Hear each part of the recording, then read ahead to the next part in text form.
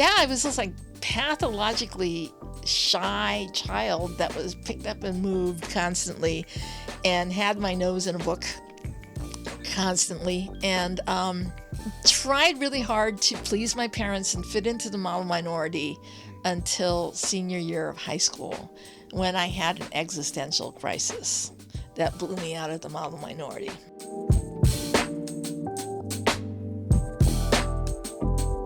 That was poet Shizue Seigel. I'm Jeff, and this is Storied San Francisco. In part 1, Shizue told the story of her grandparents and their journeys from Japan to California. Now in part 2, she shares the story of her mom and dad's meeting. It took place after World War II and their respective internments. Please visit Shizue's website, shizueseigel.com, as well as rightnowsf.com. Her books are available there and in local bookstores. Here's Shizue. She was just the warmest person. And she knew how to take care of herself, it sounds like. Yeah, she knew how to do that. She was the oldest of her siblings. And her father, this is interesting too, her grandfather had been a court physician in a samurai court in Hiroshima. Wow. And when he lost, when feudalism ended and everybody had to give up their swords and give up their titles and all that, right? Her grandmother couldn't handle it, and she went blind. Oh. And so, whereas my grandmother, she's the oldest of the five siblings, I think. What happened was that the grandfather had decided to marry his son to the daughter of a fairly well-to-do peasant. So it was a step down socially for them, but in those days that you had to do what you had to do. So, and then they went through that money, and, I think the economy was pretty bad anyway. So the family sort of went from samurai physician to marry the wealthy peasant's daughter to being so broke that you have to take your oldest child out of school in the 4th grade. That was my grandmother. To take care of her siblings. So you need to go and every day go and buy oysters and carry the oysters 10 miles into the hills to sell. My goodness. To raise the money. That's your grandmother? That was my grandmother. Wow. So she said that it was really hard. Yeah. But she was very devout Buddhist, and so she would think of the Buddha and chant the sutras and tell herself, okay, it's hard and heavy going uphill, but on the way down, the basket will be empty. So anyway, so now she's in Stockton. Now she's in Stockton, and all of these lonely guys in these onion fields in the middle of nowhere are coming and telling her their sob stories. And she's, repairing their shirts and doing their laundry and blah, blah, blah. So she makes enough extra money that they can get out of the onion fields, and they buy a little boarding house. Who's they? She and her husband. She found him. Yeah. Oh. He's working on this onion field. I didn't know she actually found him. Okay. Yes. Okay. I don't know what he said to her. I mean, I'm sorry, I didn't write for 2 years. I mean, I think he probably said, I was going to write you when I had my shit together. I've been meaning to. Oh, funny you should show up. I've been meaning to write. I didn't want to write until I actually had some money, Okay. Anyway, so... so they moved. Yeah, because she made the extra money, they were able to move. They started a boarding house. And then they decided to rent a hotel that was sort of on the edge of downtown Stockton. Okay. And also my grandfather said, I am not going to rent to any Japanese folks because the Japanese folks, they, when they're down on their luck, they want you to loan them. Yeah. And so after he had $5,000 worth of loans, which was a lot of money in those days in the 20s. He said, no, I'm just going to rent to European heritage folks. And a lot of those folks were immigrants. I saw on the 1930 census, there was something like 30 people that were living at this hotel. And they were like Swedish pipe fitters. Okay.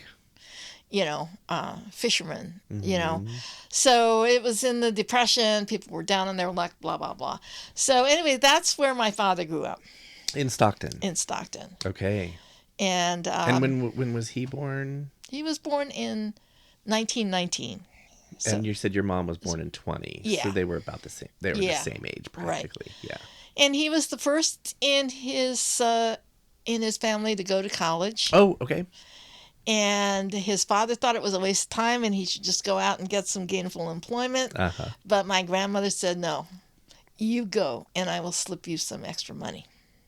He went to UC Berkeley. Okay.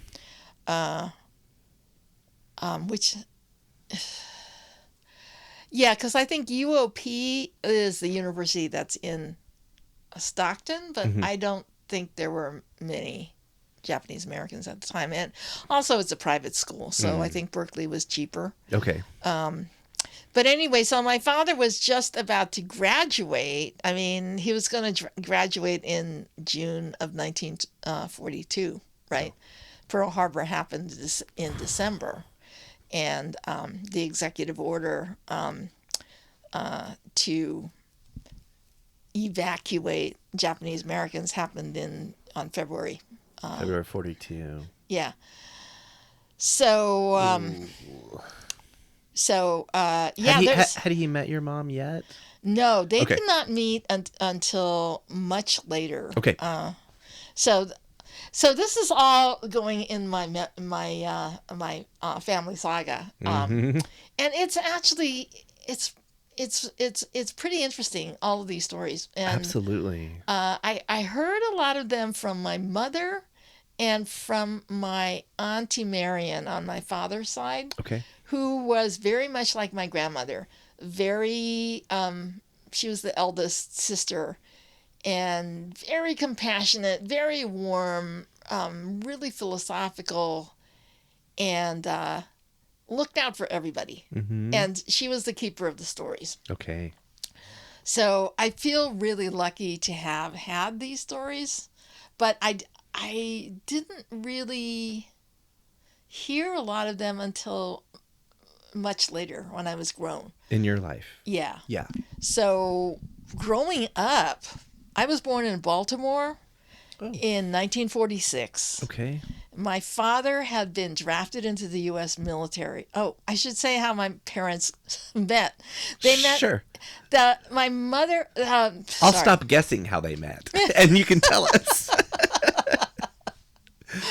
Well, my mother's family had been sent to post in Arizona, which, by the way, was an Indian reservation that 4 different tribes had been forced onto, the Colorado River Indian tribes.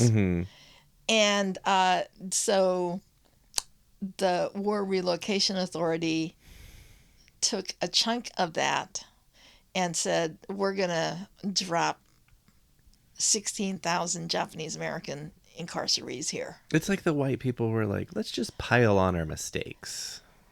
Right. But the other thing they thought was, we're going to make these guys, because they're agriculturalists, we're going to make them turn this into arable farmland. Right. And they're going to take the water from the Colorado River. And when you fly over that area, you can still see it's desert, Mojave Desert all around, It's no joke desert. Yeah, seriously, no joke. Yeah. They didn't even bother to put barbed wire all the way around the camps because It's too hot. it's like 4 hours, Yeah. to the. Anyway, so when you fly over, you can still see there's green there, and it's still a reservation. But on many of these reservations, I found out the actual going concerns and the agriculture and so forth and so on is operated by white folks on the reservation. Okay.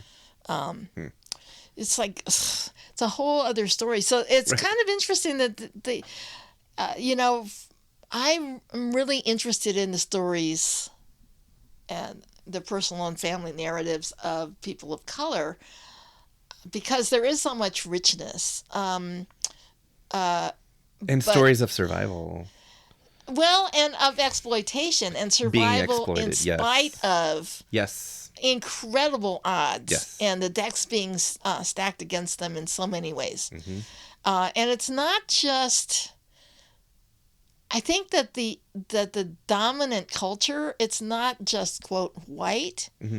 It is Northern European owning class. It's capitalistic. And Northern European, and for a lot of people, they sort of grow up identifying and aspiring towards the upper middle class, the owning class, even if they're working class. Right. So they sort of work against their own interests in a sense because they have been so brainwashed into thinking they need to aspire towards these things. The bling, as they call it, the bling, yeah. And, the thing that I found with a lot of people of color is, okay, if you change your name, you get a nose job, you lose your accent, et cetera, send your kids to college, you're still going to be identified as fill in the blank.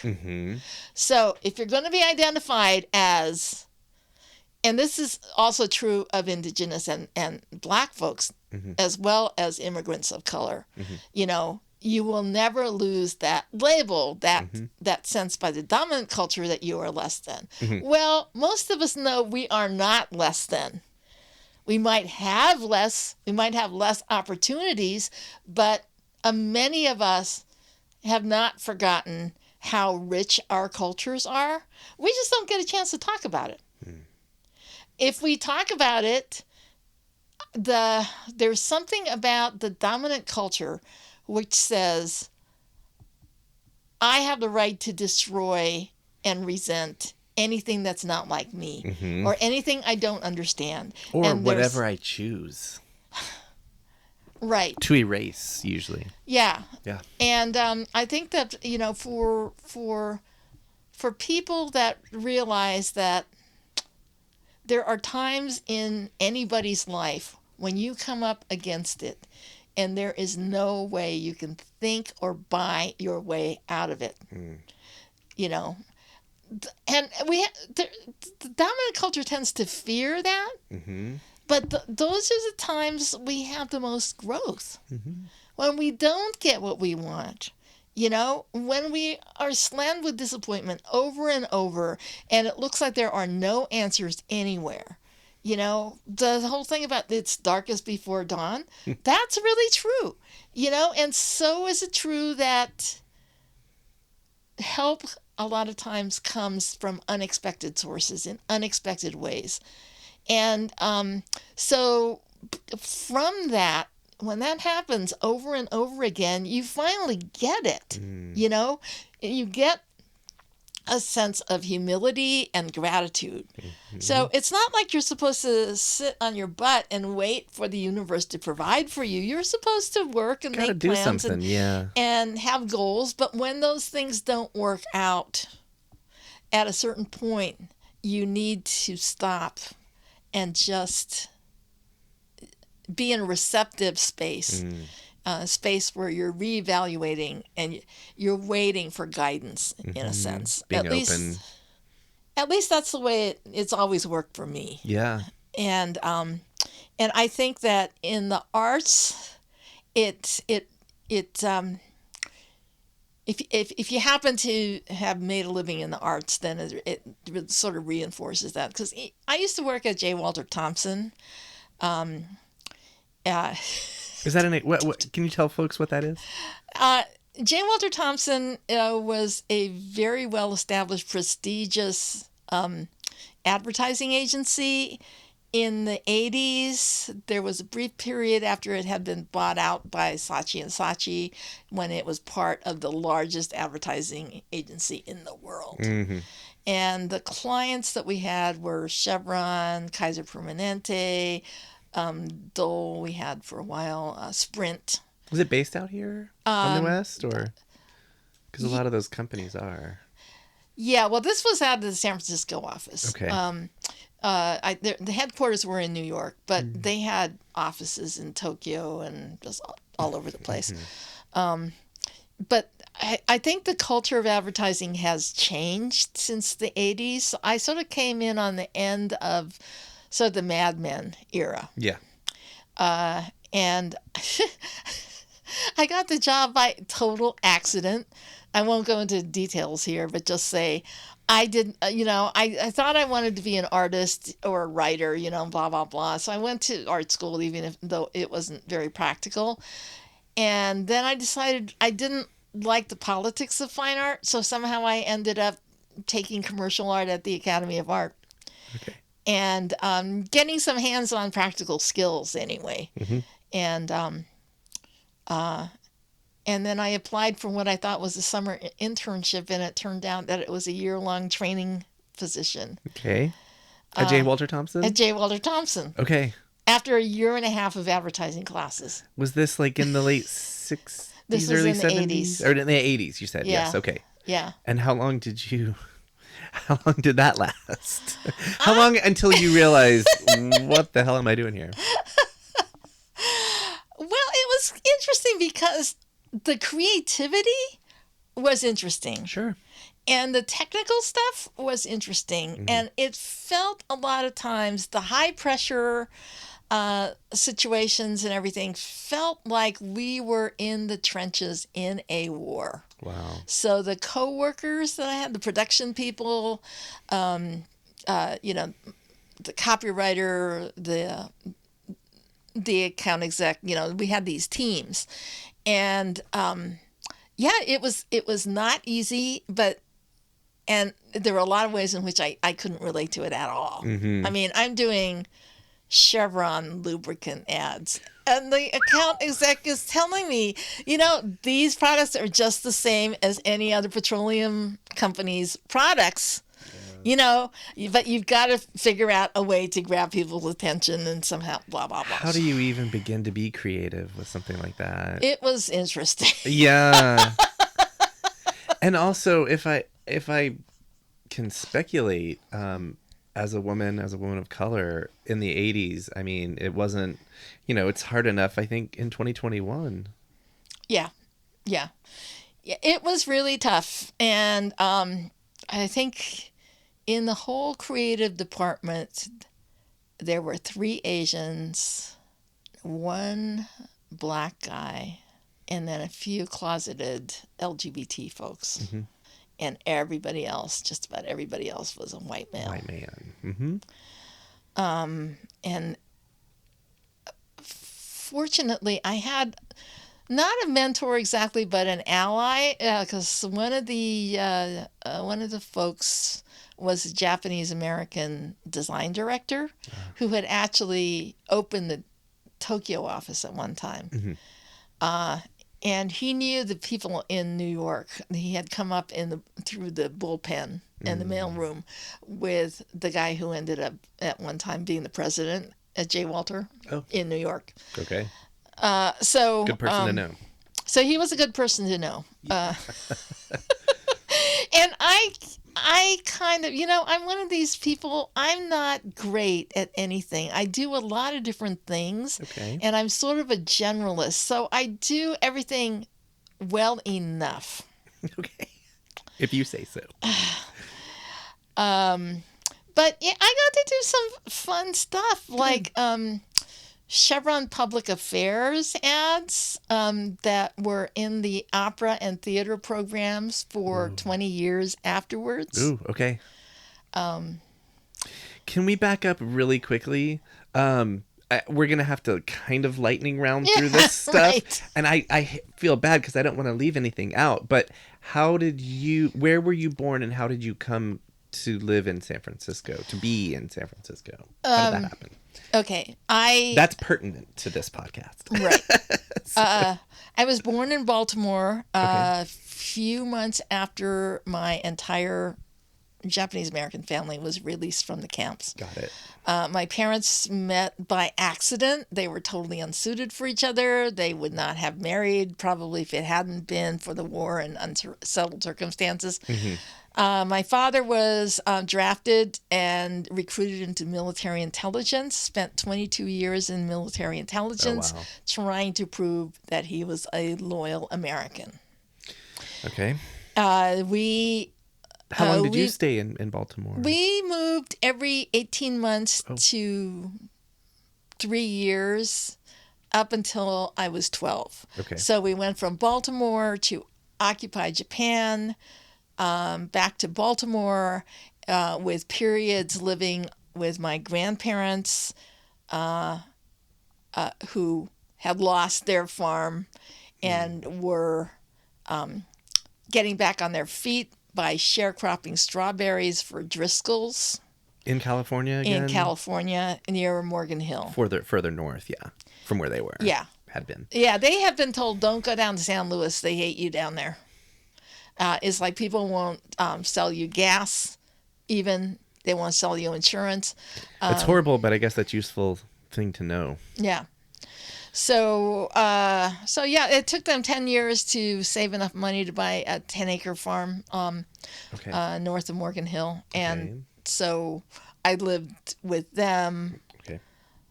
The Army had this weird thing where they would send the father ahead, and then it would take maybe a year before the family was allowed to join him. Kind of like a new version of your grandfather's story. Yeah. But now it's the official U.S. Army policy. Jeez. Okay. Anyway. Yeah. So these radically different environments: segregated Baltimore, occupied Japan, agricultural Santa Clara Valley, and my grandmother was still running his Skid Row Hotel. Oh, okay. By herself in Stockton. Okay. And then we moved to San Francisco when I was 12. Oh, your immediate family moved. Your parents moved. My parents. Okay. My father was assigned to the Presidio, and so my first abode in San Francisco was the Baker Beach Apartments. Oh my goodness! At the top of the hill. You could do worse. I had the fabulous view of Land's End and Mile Rock, which actually still had the lighthouse at that time.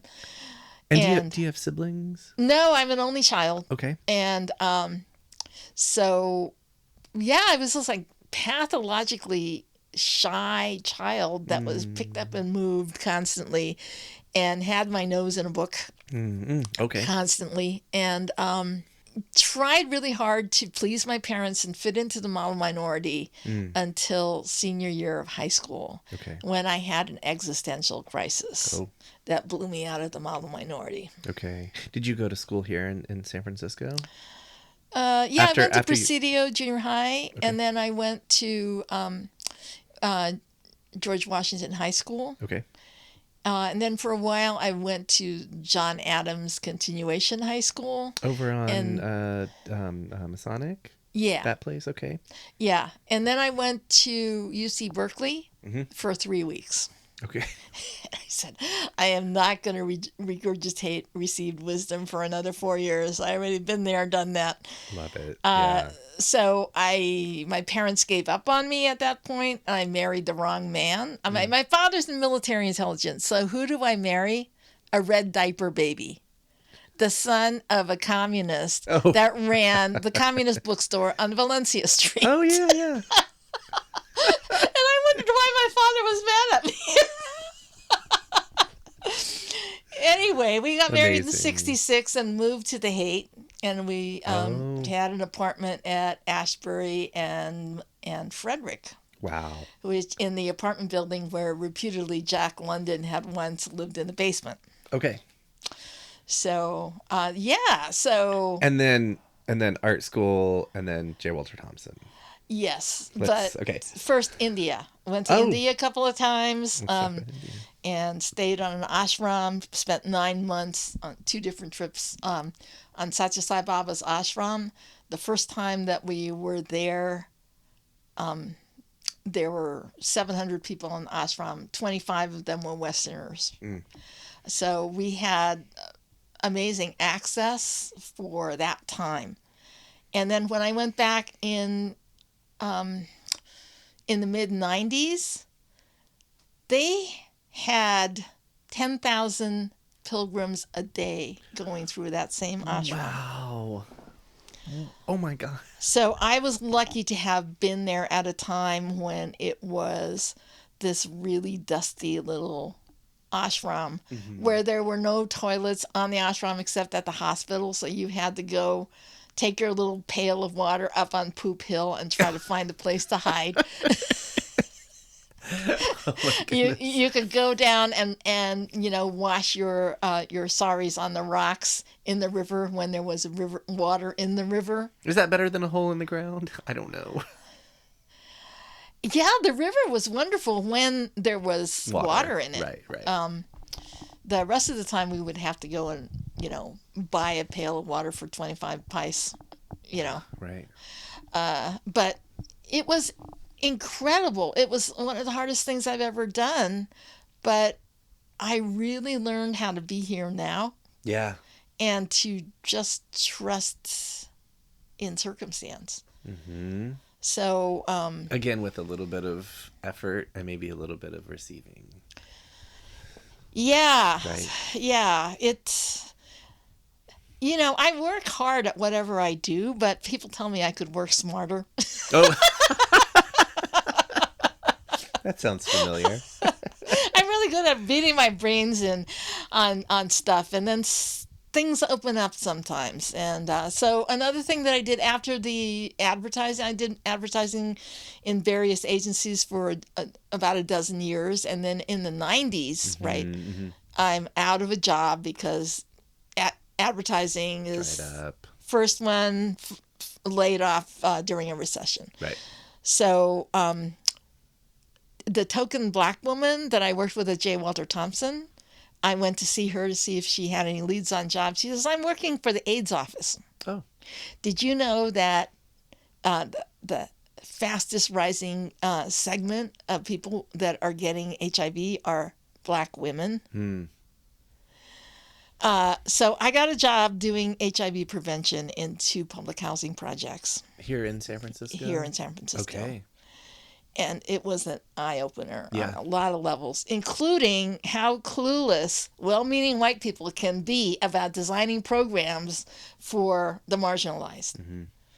But after that, I decided I had to become a writer and help end racism. I thought, and this is in the 90s. In the 90s. I thought if people could only knew the truth, they would change. Well, I'm not sure that I believe that anymore. Okay. Or is it that it just takes a lot of... It takes a lot of... Takes a lot. Yeah. Because you're still at it. Yeah, I'm still at it. 20-some years later now. Yeah. Books and live events, and that's how I found you. Yep. Yeah, so... I did the HIV prevention for about a year and a half, and then I lived on my savings for another year and a half trying to get the program refunded. And then I started to volunteer at the National Japanese American Historical Society around 1999, just as the former incarcerees were finally getting old enough to to want to tell their stories. Oh, wow. So I was blessed to write I got actually hired to write a couple of books on Japanese American stories, Okay. including one about white allies. Like during the war, White Allies? Yeah. Oh, wow. It's called In Good Conscience, Supporting Japanese Americans During the Internment. Yeah. And there are some amazing stories in there, including the assistant superintendent of the Steinhardt Aquarium just had gotten his job, freshly minted PhD, had come down from Seattle. But he was a Quaker and a conscientious objector. So after Pearl Harbor, he says, when I get drafted, I'm going to lose my job anyway because I'm a conscientious objector, So why don't I quit my job now and I rent a room in Japantown to see how I can be of use?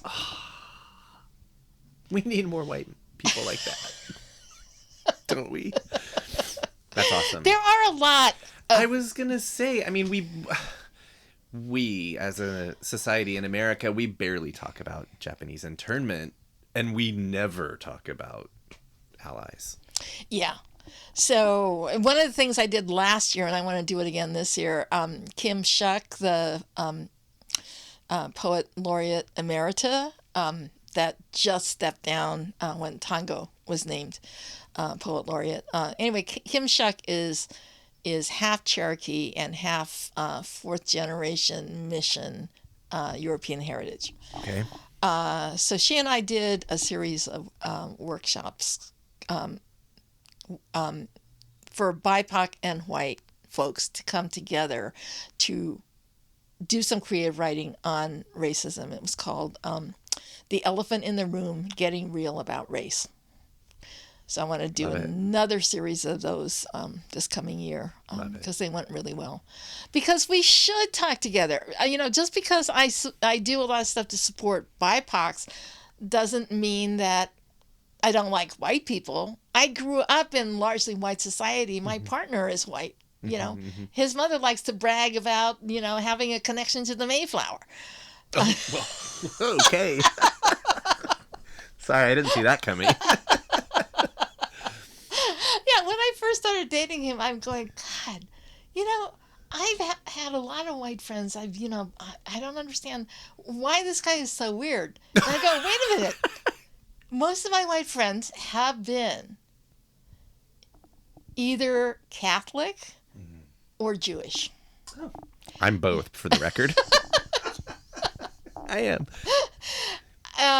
Yeah, I mean, it's interesting. There's something about that WASP tradition that really, the pretensions that go along with identifying with the Northern European halves. To my mind, the thing that I really don't want to leave out is I want you to talk about all the work you do. If you have, I think I saw some websites in there in some of these books. So if you want to tell folks, how they can find all this stuff or anything that you also have coming up in the next few months. Okay. I have two websites. One is for my fiscally sponsored organization, which is called Right Now SF Bay. So the website for that is www.rightnowsf.com. And then I have a personal website that's just my name, www.shizueseigel.com, ShizueSeigel.com. Okay. Are you on social media? Yeah, I'm on Facebook. Okay. I'll look for Shizue Seigel, and then I have pages for Right Now SF Bay, and then I have pages for some of my anthologies.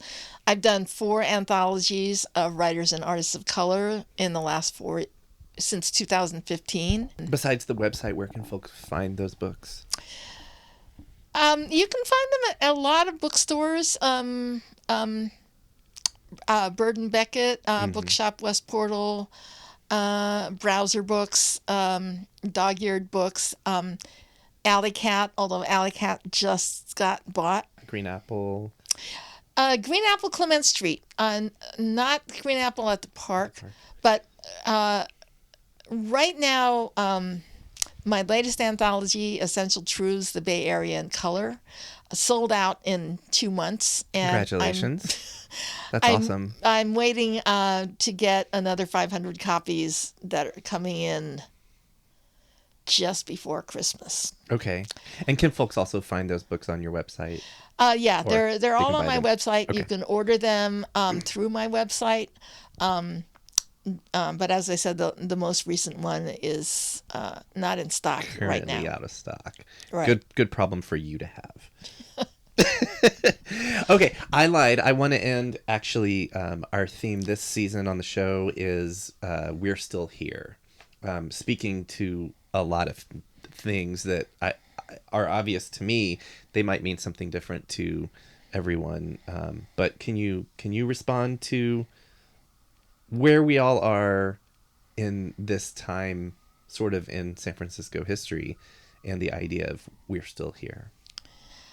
Yeah, we're still here in spite of the gentrification and the escalating rents and the pressures on family-owned businesses and restaurants that are the heart and soul and flavor of the city. We are still here. And one of the ways that I've been trying to support that is my latest project, which is called Talking to Strangers. And it's a series of mini publications about Chinese restaurants and Afghani immigrants and Latinos who feel that $15 an hour is hardly enough to live on in San Francisco. But we're still here. We haven't given up. I think, if anything, our voices and our passion is stronger than ever. I think we're more serious than we were. This is not the time for self-indulgence. This is a time for rolling up our sleeves and getting the work done and reaching out to each other and treasuring community wherever we can find it.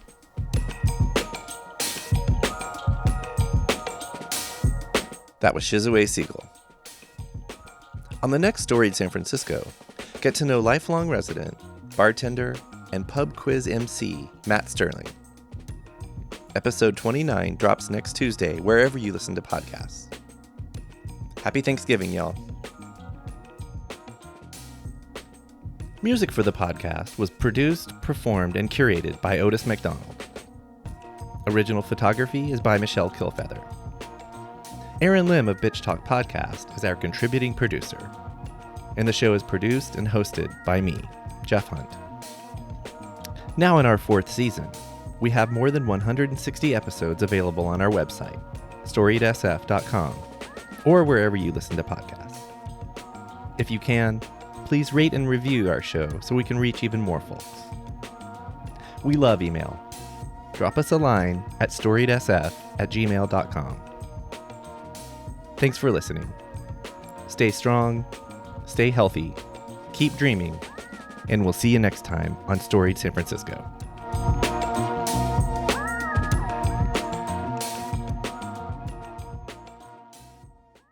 This podcast is a proud member of the BFF.FM podcast network. Learn more at podcasts.bff.fm. BFF.FM, best frequencies forever.